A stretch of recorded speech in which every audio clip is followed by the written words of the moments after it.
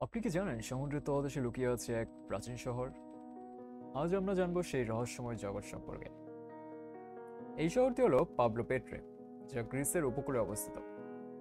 এটি বিশ্বের প্রাচীনতম ডুবে যাওয়া শহরগুলোর একটি।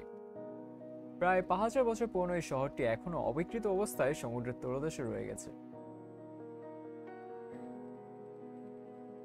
১৯৬৭ সালে ব্রিটিশ প্রত্নতাত্ত্বিক নিকোলাস ফ্লেমিং প্রথম এই শহরের সন্ধান পান। পরে আধুনিক প্রযুক্তি ব্যবহার করে জানা যায় যে শহরটি একটি বিস্তৃত পরিকল্পনায় তৈরি করা হয়েছিল। শহরটিতে ছিল সুগঠিত রাস্তা, বাড়িঘর, মন্দির এবং এমনকি একটি সঠিক ড্রেনেজ ব্যবস্থা, যা প্রমাণ করে প্রাচীন গ্রিক সভ্যতা কতটা উন্নত ছিল। কিন্তু কেন ডুবে গেল এই শহরটি? বিশেষজ্ঞদের মতে ভূমিকম্প বা জলবায়ুর পরিবর্তনের কারণে পাবলো পেট্রি সমুদ্রের তলায় তলিয়ে যায়, যা এখনো একটি বৃহৎ রহস্যের বিষয়।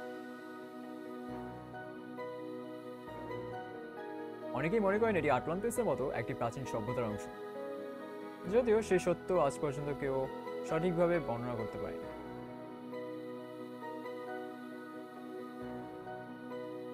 সমুদ্রের তলদেশে লুকিয়ে থাকে এই শহর আমাদের প্রাচীন ইতিহাসের এক বিস্ময়।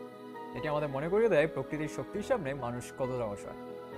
ভিডিওটি ভালো লাগলে লাইক দিন, শেয়ার করুন এবং আরও রহস্যময় তথ্যের জন্য সাবস্ক্রাইব করতে ভুলবেন না।